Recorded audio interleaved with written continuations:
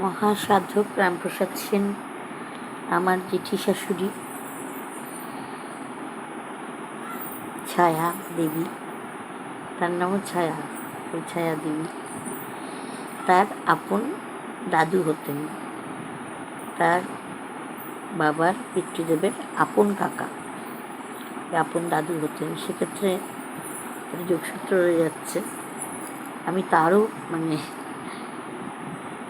পুতিবউ, নাতিবু, নাতবু, নাতনি তার আমার ছিলেন সম্পর্কে। এটাকে কি বলা হয়, প্রনাতনি বোধ হয়, প্রনাতনির পুতিবউ, প্রনাতনির নাতবু। না না না ভুল বলেছি রে। এক মিনিট। প্রনাতনির হচ্ছে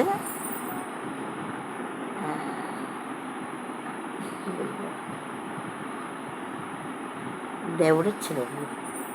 পরিভাষাটা আমার জানা নেই, কেউ জানা থাকলে বলে দেবেন।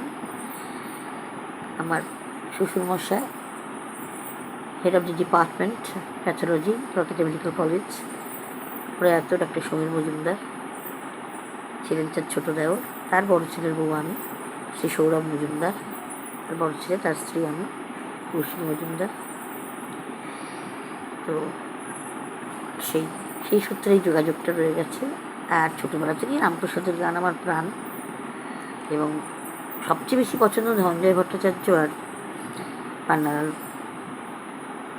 এর জন্য প্রচণ্ড পছন্দ। এখন ভালো লাগছে খুব। ইন্দ্রনীল দত্ত বলে একজন শিল্পী গাইছেন, খুব ভালো গাইছেন, এবং সৌনক খুব ভালো গাইছেন। এবং আমার আরেকজন ভীষণ পছন্দের আর্টিস্ট সরোজিনী ঘোষ, ওনার গান আমার ভীষণ ভালো লাগে, খুব ভালো গেয়েছেন। আর অনুরাধা পারওয়াল তো আছেই, তো দেবদত্ত কণ্ঠ অসাধারণ। ওই গানের ওই ভক্তিগীতির জন্যই বোধহয় ওনার জন্ম। হিন্দি বাংলা যাই হোক। আর শ্যামাসঙ্গীতে পান্নালাল আর ধনঞ্জয়, এর কোনো বিকল্প নেই। জয় মা। শুভ দীপাবলি, শুভ কালী পূজা। মা কালী পূজায় আপনাদের জীবন স্বাস্থ্য সম্পদে ভরে উঠুক, শান্তিতে ভরে উঠুক, আলোয় আলোকময় হয়ে উঠুক জীবন। জয় মা।